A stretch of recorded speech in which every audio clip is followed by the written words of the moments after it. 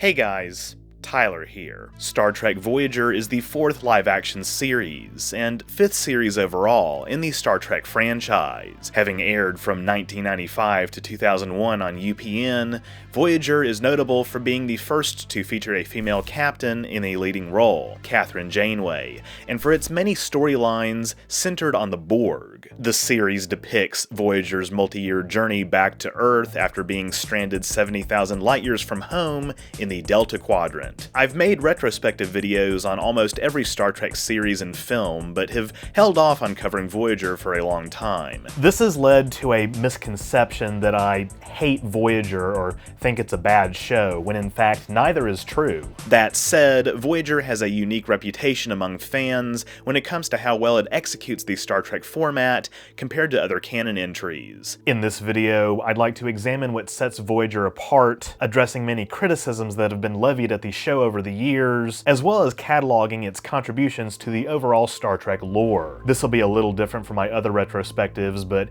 if this is the first video of mine you're watching, don't worry, no need to go anywhere. And, oh yeah, there will naturally be spoilers if that's something you care about. But first, a word from today's sponsor, Architects of Fate. Hey, are you looking to build an adventure with friends? Well, I just might have the place for you. Architects of Fate is a Twitch channel that specializes in tabletop RPGs, with an emphasis on interactive gameplay and storytelling, all for free. Just by jumping into chat, you can make the lives of the game master and players easier or harder. It's up to you. Not only do Architects of Fate play well-known RPGs like 5th edition D&D, but they also play less common RPGs like Star Trek, Star Wars, Conan, Aliens, and more, plus totally original games like Solar Patrol, and Bad Horse's Evil League of Evil with the two-headed DM. Architects of Fate even has community game nights with chat. They're always looking for new games to share with each other and invite you to play alongside them. The goal of each stream is to make sure every viewer and player gets their chance to contribute and shine. If you like Star Trek, check out Bajor Rising on Mondays, featuring an ad hoc team of junior officers on the Galaxy-class USS Odyssey. Players embark on official and classified missions in support of Bajoran independence during the Cardassian occupation. They discover the prophets may not be mythical, and another greater enemy may have plans for the sector. Join in to help weave tales of covert operations, moral dilemmas, and the struggle for freedom. There's also Cookie Trek, streaming every Friday. Hosts and chat collaborate as a writer's room to craft original, often hilarious Trek-inspired stories that draw from the entirety of Trek lore. This season explores the exploits of the newly christened Florida-class starbase, Starbase Tallahassee. Started in early 2019 by Chief Architect Natu Shabby, Architects of Fate continues his family's tradition of tabletop gaming and late-night storytelling by sharing the experience with everyone. So, come watch and join a group of players to write new stories and forge new friendships. Architects of Fate can be watched live on Twitch or rewatched on YouTube at the links in the description below. Big thanks to Architects of Fate for sponsoring this video. Now, let's get started. Before we dive into the series proper, first, a little background. In 1993, when Star Trek Deep Space Nine's second season was in production, Paramount pressured executive producer Rick Berman for yet another Star Trek series. It was decided early on that the new show would once again be set aboard a starship, but in addition to distinguishing it from DS9, the writers felt it was important to vary the new show from Star Trek The Next Generation too. To avoid redundancies with the types of character relationships seen in TNG, the creatives decided early on that Voyager's crew would, in addition to regular Starfleet officers, include Maquis characters to generate conflict. For context, the Maquis, first introduced in DS9, are a group of Federation-born colonists and ex-Starfleet officers who rebelled against the occupation of their homes by the Cardassians following a series of treaties in the late 24th century. Having aimed to secede from the Federation and declare an independent state, the Maquis are considered by Starfleet to be traitors, and then by the Cardassians to be terrorists. In addition to coming up with a unique cast of characters, since the show is set in the Delta Quadrant, a distant part of the Milky Way galaxy, new aliens would also have to be invented, and without proximity to Starfleet Command and the franchise's traditional adversaries, the way the crew navigates its journey home would force the writers to come up with fresh and new avenues for storytelling. Canadian actress Genevieve Bujold was initially cast cast as Janeway, whose first name was Elizabeth. Bujold had experience in films, but after 2 days of filming the pilot, she left as she was uncomfortable with the demanding production schedule. Janeway was then recast with Kate Mulgrew, who had more experience in episodic TV, and suggested her character's first name be changed to Catherine. Robert Beltran, who knew nothing about Star Trek or the significance of the role he was auditioning for, was cast as the Native American character Chakotay, a member of the Maquis and Voyager's first officer. After reading the pilot script and simply liking the character, Robert Duncan McNeill had played Nicholas Locarno in the TNG episode The First Duty, and the writers initially considered having Locarno return in Voyager as the ship's pilot before deciding to change the character to Tom Paris. However, they still wanted McNeill for the role, which he eagerly accepted, and thus was born many memes about how Nick Locarno looks like Tom Paris. They have, like, the same face. They're identical. No, I just don't see it. Paris's backstory, including a cover-up of his own pilot error that led to the death of 3 fellow officers, is strikingly similar to the incident that got Locarno kicked out of Starfleet Academy in The First Duty. A chief reason the producers decided to change McNeill's character is because they felt Locarno was too compromised, whereas they wanted to make Paris, a Maquis defect, more redeemable. As McNeill would later note, Locarno seemed like a nice guy, but deep down he was a bad guy. Tom Paris is an opposite premise in a way. Deep down, he's a good guy. He's just made some mistakes. Robert Picardo auditioned for the Talaxian character Neelix, the ship's morale officer, but the role ultimately went to Ethan Phillips. Picardo then auditioned for the Doctor, Voyager's emergency medical hologram, or EMH, and secured the part after impressing the casting team with his knack for improv. Picardo initially struggled with how to differentiate his character from Data, but the Doctor would ultimately go on to become a fan-favorite character in his own right. Rounding out the cast for Season 1 would also be Roxanne Dawson as Voyager's Maquis engineer B'Elanna Torres, a human-Klingon hybrid, Jennifer Lien as the Okapa Kess, an assistant to the Doctor, Tim Russ as Voyager's Vulcan security chief Tuvok, and Garrett Wang as Voyager's ops officer Harry Kim. Voyager was largely shot on the same soundstage as TNG used, but it became the first Trek series to use CGI for exterior space shots rather than models. Other sci-fi series at the time, like Babylon 5, had already used CG to avoid the expense of models, but Star Trek's television department continued using models as they felt they were more realistic. Voyager's opening title sequence was completely rendered using CGI by Amblin Imaging, for which they won an Emmy, but weekly episode exteriors were initially captured using hand-built miniatures of ships and shuttlecraft. This changed when Voyager went fully CG for most of its effect shots midway through Season 3. Season 3 is also when other aspects of the show's visual look were changed, such as new stage lighting used to add tension to scenes. Foundation Imaging, the studio responsible for Babylon 5's effects, became the studio responsible for Voyager's. Eventually, both Voyager and DS9 used effects from both Foundation Imaging and Digital Muse. These effects were produced at standard television resolution, which is the reason some have speculated Voyager cannot be re-released in HD without recreating the visual effects. That said, Enterprise has been released in HD despite its effects being rendered in 480p before being upscaled. So, Paramount, what's your excuse?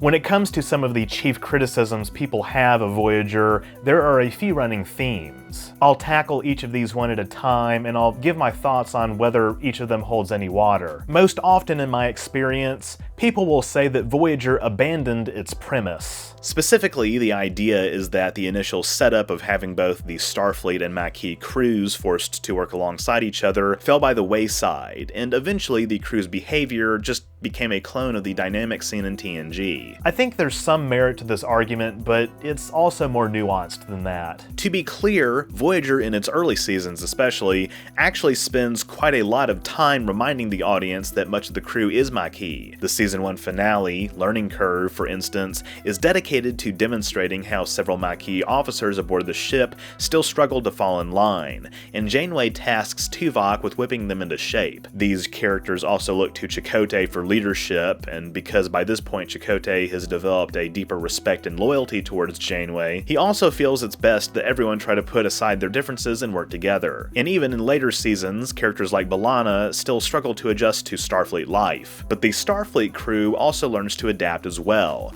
taking a page from the Maquis' book of bending the rules when the situation calls for it. I don't think we can afford to keep doing business as usual.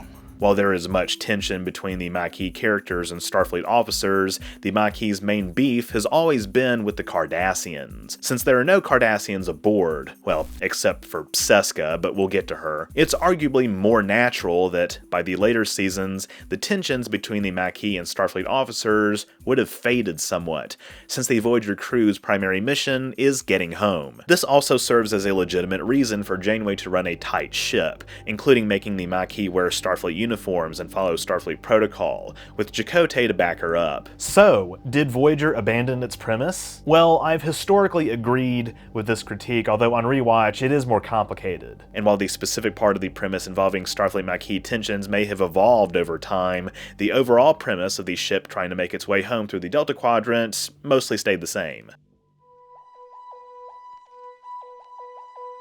Speaking of Janeway, though, one other criticism that's often levied at Voyager is that Janeway is inconsistently written as a captain. This critique is also somewhat warranted, although I think there's nuance here as well. It should be noted that no real human is perfectly consistent 100% of the time with their actions and applying their own principles, so the fact that Janeway doesn't either could be seen, again, as a more realistic quality. That said, from a TV writing standpoint, she does seem to waver back and forth when it comes to how committed she is to, for instance, the Prime Directive, Starfleet's policy of non-interference in alien species' internal affairs. The pilot episode, Caretaker, features a classic quandary centering on the fate of the Ocampa species.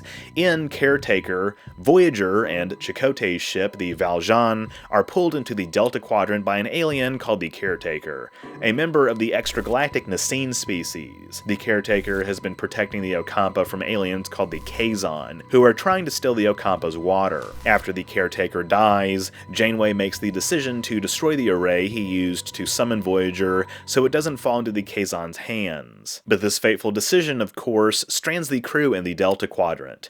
Normally, protocol would dictate Janeway use the array to get her crew home without getting involved with the Kazon-Ocampa conflict or the affairs of the Delta Quadrant, but Janeway's calculation was also a moral one, as protocol would likely also doom the Ocampa. Janeway struggles with this decision for years, but she has no qualms about locking Tom Paris in the brig for 30 days a few years later when he tries to intervene on behalf of another species, the Monians. Yet, she decides to make an exception when trying to forge an alliance between the Kazon factions to secure passage through their space. So is Janeway inconsistent, particularly with the Prime Directive?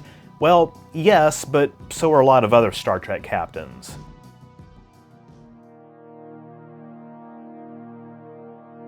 Criticisms of Voyager's character writing extend beyond Janeway, of course. While I think accusations that Voyager abandoned its premise are not as cut and dry, this is not to say that there aren't issues with how Voyager handled some of its main cast members. For example, while Chakotay does have an arc, and we learn a good bit about his backstory, his character evolution kind of freezes about halfway through the series. Apart from a romance in the last season with 7 of 9, played by Jerry Ryan, he's kind of just there. Indeed, many have observed that after 7 of 9 came aboard, Voyager kind of pivoted away from the character dynamic of previous seasons to more or less becoming the Janeway and 7 of 9 show, to the disappointment of some of the other actors. It's also no surprise that Season 4 coincided with a massive uptick in viewership, with the show having now found a character that would appeal to the crucial 16 to 24-year-old male demographic. 7, who was born Annika Hansen, is taken aboard Voyager in the Season 4 premiere Scorpion Part 2, and over the rest of the series, Janeway helps 7 rediscover her humanity after having spent years assimilated by the Borg Collective. 7's parents were exobiologists who, years ago, had embarked on an independent research mission to study the Borg. Starfleet had knowledge of the Borg before Picard's first encounter with them in 2365, having learned of the Borg's existence from surviving members of species destroyed by them like the El-Arians. Their underestimation of the Borg's danger led the Hansons, including their young daughter, to become assimilated until Seven is rescued by Voyager. Being that 7 of 9 is ex-Borg and the Doctor is an artificial life form, the two have quite a bit in common as they both must navigate the preconceived expectations of their crew members, serving as an allegory for racism, and this dynamic has ultimately become one of the most memorable parts of the show for fans. There are several episodes throughout Voyager dedicated to Seven and the Doctor exploring their humanity. Some may be considered derivative of data-centric episodes of TNG, like Season 7's Author, which is similar to The Measure of a Man in that the Doctor strives to prove his personhood after a holonovel he wrote is published without his permission. But this doesn't make these episodes bad, and there's plenty of original ground to cover with such storylines. And these types of episodes also allow Voyager to dabble a little bit more on the silly side. Such as the fan-favorite episode, Body and Soul, in which the Doctor must inhabit Seven's cybernetic implant to hide from anti-hologram aliens,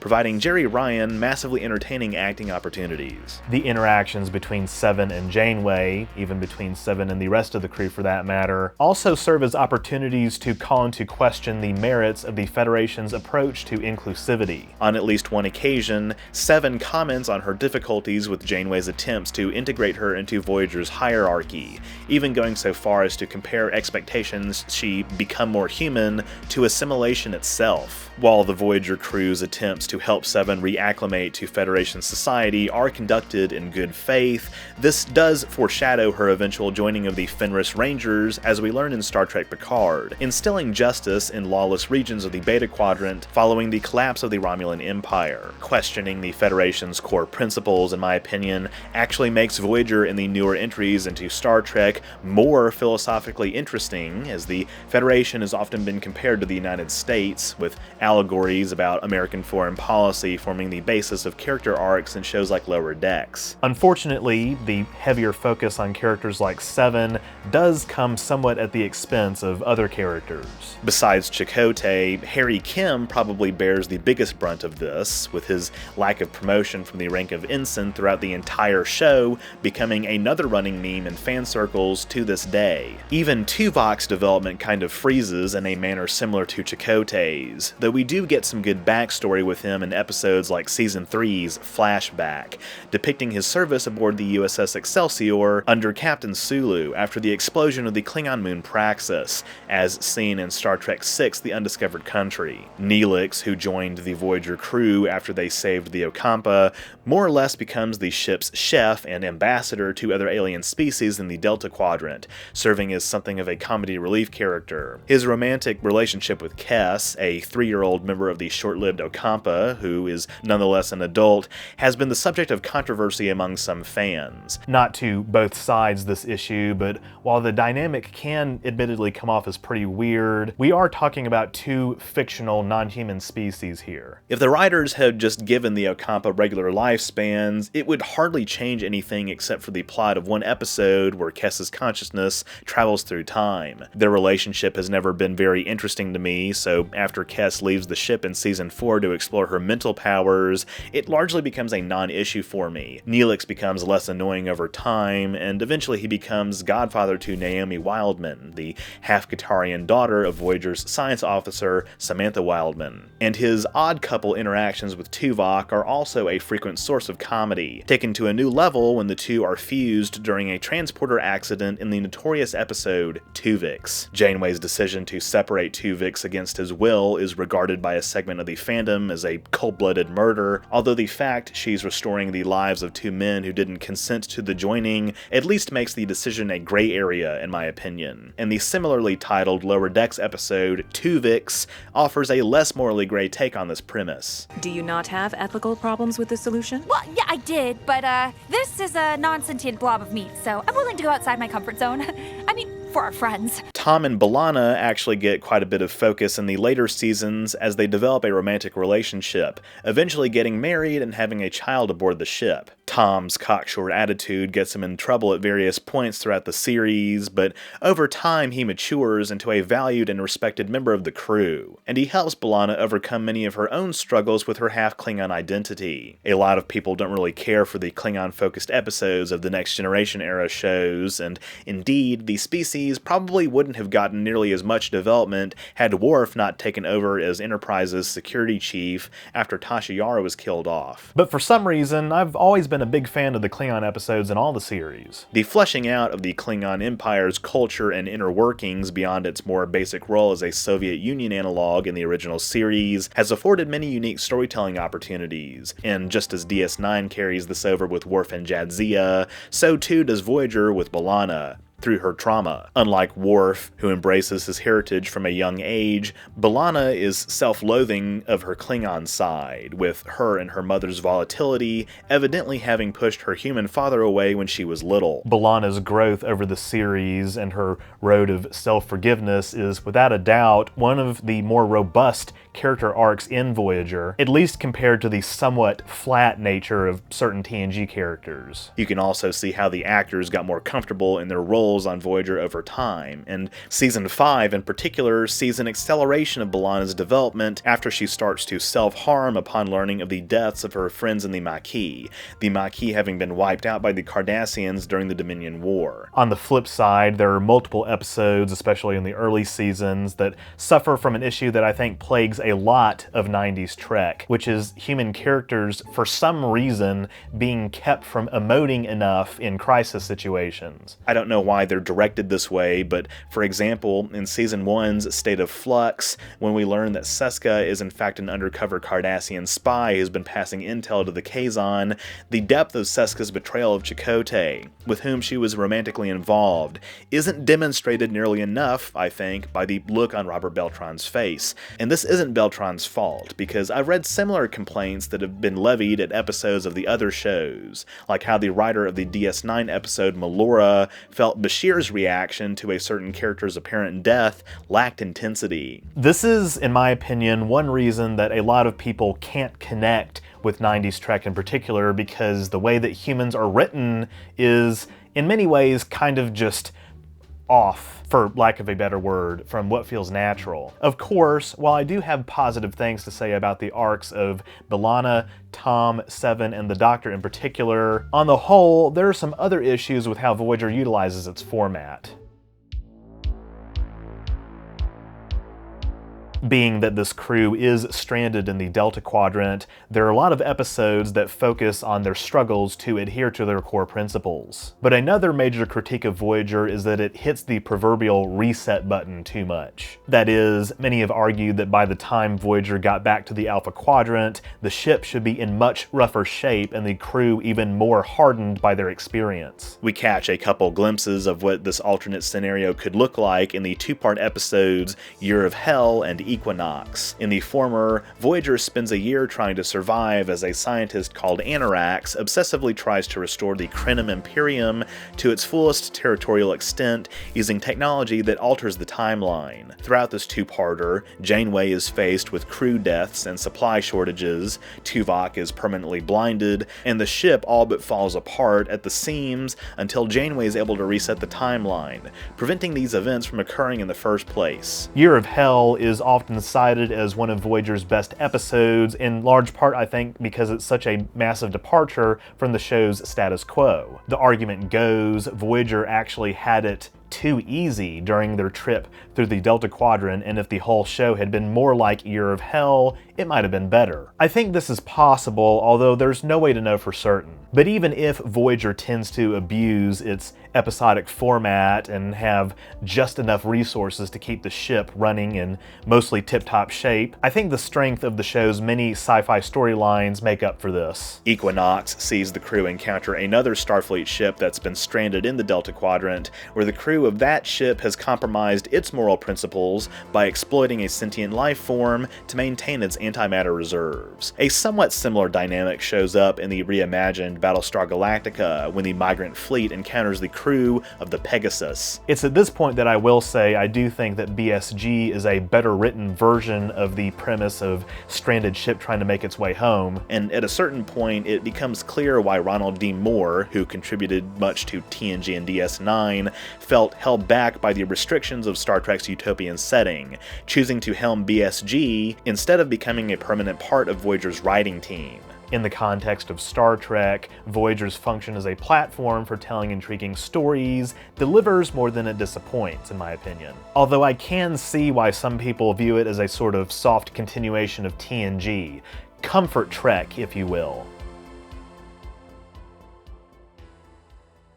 Finally, another one of the biggest criticisms of Voyager is how it handled the Borg. The argument goes that Voyager reduced the Borg from the more intimidating threat they represented in TNG to just another run-of-the-mill Delta Quadrant enemy who can easily be defeated by the Voyager crew's cunning and ingenuity. I also think that there's some merit to this, although my main issue with the Borg at this point is just how overused they become in the franchise, which is more of a problem with the franchise as a whole rather than just specifically Voyager. I will say that Voyager's approach to the Borg did become less scary over time, though in their defense, the crew, having spent all this time in the Borg's backyard, have developed more robust tactics to fend off the Borg and a more intimate familiarity with the collective compared to the rest of Starfleet in the Alpha Quadrant, which, again, is arguably more natural than the alternative. Voyager has made some other controversial decisions regarding the Borg, however. In mid-season 3, the crew finds a Borg exoskeleton on an alien planet, indicating that they're closer to entering their territory. Later, they find themselves in the midst of a conflict between the Borg and an even more powerful entity, Species 8472, a non-humanoid race that hails from an alternate dimension called fluidic space. In order to thwart an invasion of the Milky Way by Species 8472, Janeway takes the consequential step of forming an alliance with the Borg. While this alliance is also controversial in-universe and ultimately proves to have screwed over certain Delta Quadrant races like Species 116, who were assimilated by the Borg, some fans have also questioned the decision to allow the Borg to be reasoned with in the first place. Many episodes also feature the Borg Queen, including Voyager's finale, Endgame, in which an alternate future version of Janeway introduces a nanovirus into the collective that cripples them and destroys their transwarp hub, which Voyager uses to get back to the Alpha Quadrant 16 years early. First introduced in Star Trek First Contact, the Borg Queen's creation has also been considered questionable as it's at odds with their original conception as a purely parasitic hive mind, less like an ant colony. While I understand where they're coming from, I do think that adding some level of nuance to how the Borg interact with other species is in line with other Star Trek villains eventually becoming more fleshed out complex cultures with which Starfleet can reach some level of diplomatic understanding. But it does objectively make the Borg less intimidating, which is frustrating as their appearances in Picard Season 3 made a lot of people, including me, roll their eyes, despite that season dealing a final blow to the remains of the collective. So while I have less of a problem with how Voyager handles the Borg, I sympathize with people who do, especially as it did kind of pave the way for them overstaying their welcome in the franchise. While Voyager does have some issues, it nonetheless has made some key contributions to Star Trek canon. Some of the other notable Delta Quadrant species Voyager encounters include the Vidians, the Hirogen, the Malon, the Devore, the Hierarchy, the Teray, and the Vadoir. There's also the Voth, an advanced reptilian species descended from Earth hadrosaurs. The Hirogen are of particular consequence as the subspace relay network they claim ownership of is used by Voyager to re-establish communication with Starfleet in Season 4. Later, the Pathfinder project, whose staff includes Reginald Barclay from TNG, will use the Midas Array, probably located near Deep Space Nine, to establish more secure communication with Voyager. Voyager. The Q makes several appearances, including my favorite episode, Death Wish, in which John Delancey's Q states that Starfleet was not supposed to be in the Delta Quadrant for another 100 years, suggesting Voyager's presence constitutes a deviation from recorded history that is nonetheless considered an important part of the Prime timeline by the Federation Time Police in the distant future. While this is pure speculation on my part, despite various time agents remarking about Janeway's violations of the Temporal Prime Directive, Voyager's journey may be considered necessary as it strengthened the Federation by introducing many technologies from the Delta Quadrant a century early, and increased Starfleet's standing against threats like the Borg, Krenim, and Species 8472. And some of the aforementioned technologies Voyager brought home include quantum slipstream drive, which allows ships to cover more light years in short bursts than traditional warp drive, as well as presumably more technical data regarding transwarp technology used by species like the Borg. Such technologies, as well as phenomena like vortices, subspace corridors, and the graviton catapult, allow Voyager to shave years off their journey back to Federation space. Voyager also brings home mobile emitter technology, a piece of technology obtained from the 29th century that allows the Doctor to move freely beyond the confines of sickbay. The episode where this occurs, Future's End, sees the crew thwart 20th century entrepreneur Henry Starling's efforts to further exploit 29th century technology to enrich himself, having been responsible for the microchip revolution of the late 20th century. It's unclear if the events of this episode constitute an alternate timeline, though some non-canon reference materials treat Starling's company, Chronoworks Industries, as part of the Prime timeline. Members of Voyager's crew have also popped up in subsequent Star Trek entries. After their return home, Janeway is promoted to Admiral and shows up in Star Trek Nemesis and is prominently featured, along with Chakotay and the Doctor, in Star Trek Prodigy. 7 of 9 is, of course, a main character in Star Trek Picard, in which Tuvok makes appearances as well, and Tom Paris and Harry Kim make cameo appearances in Lower Decks. Indeed, Voyager's mark on the franchise is arguably bigger than Deep Space Nine in terms of how much staying power it's had in popular culture. So, where do I rank Voyager among the other Star Trek shows? Well, to tell you the truth, while I think many individual episodes of Voyager are fantastic, and the show produced some memorable characters, overall, it doesn't quite live up to its fullest potential. DS9 is my favorite and succeeds in my view as a somewhat darker take on Trek, kind of the antithesis of TNG, and poses important questions about how the Federation maintains its utopia in the face of existential threats like the Dominion. Its characters are also better written, I think, owing to the show's serialized format. Voyager did serve as a testing ground for lots of experimental ideas, such as the episode Course Oblivion, in which biomimetic copies of the crew from a Class Y planet who've forgotten their origins slowly succumb to radiation poisoning. This episode is notable for its bleakness, having no happy ending and no moral attached to it, just death. But much of Voyager is also somewhat derivative of TNG despite the writer's efforts to the contrary, meaning I place TNG ahead of it as well. The original series might be campy, but it also set the gold standard for what Star Trek is supposed to be, and I've always placed it at number 3. I also think Enterprise's first couple seasons, while mixed in terms of quality, succeed at depicting the challenges with Starfleet's early forays into deep space, while the Xindi storyline in Season 3 is exciting despite hitting close to home during the Bush administration. And its 4th season, while kind of fan-servicey, feels like a more proper prequel to TOS. And controversially, I think Lower Decks succeeds very well at its premise and has a ratio of high-quality episodes equal to, if not higher than, Voyager's. Strange New Worlds feels like it's still finding its footing to me, Picard fumbled its potential, and I can't stand the dialogue in Prodigy. So, Voyager still sits at number 6 for me, but I have developed a newfound appreciation for the series and can totally see how other people would call it their favorite Star Trek show. When it's good, it's really good. And at least it's not Discovery. With that, thank you all so much for watching. If you enjoyed this video, be sure to leave a thumbs up down below and don't forget to share it. That stuff really helps me out.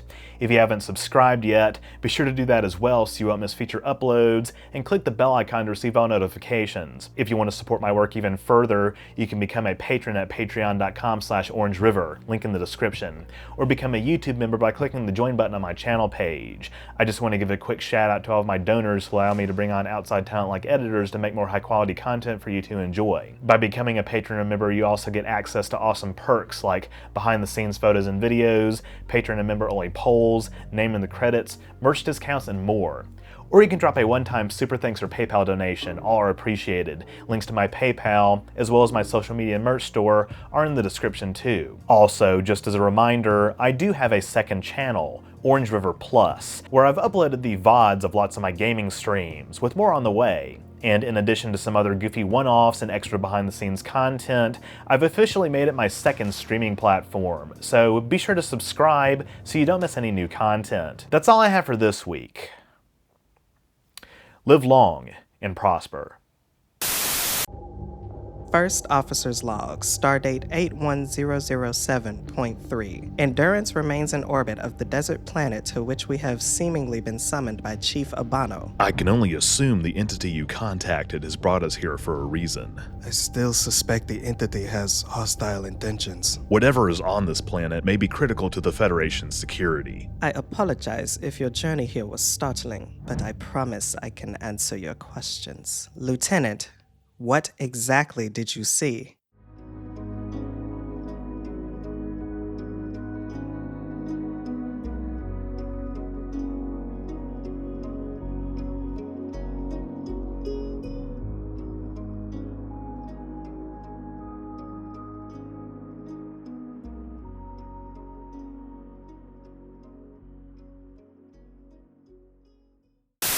Do you like merchandise? If so, head on over to the new and improved OrangeRiver merch store. That's right, OrangeRiver is now officially on Spreadshop. I've got a bunch of awesome new designs, including All the Way Down, All the way. Vape God,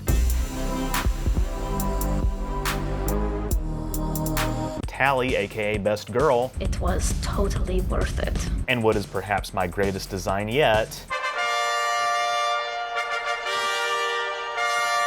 I love being married to my husband. Plus, I've got some of my classic designs like OrangeRiver Arrowhead, N7, Metroid, Mycelial Network, The mycelial network is like Mycelial Network, and more. And there are even some new products like OrangeRiver hats. That's right, OrangeRiver hats now exist. Visit the link in the description to get discounts and other special deals on items from my store.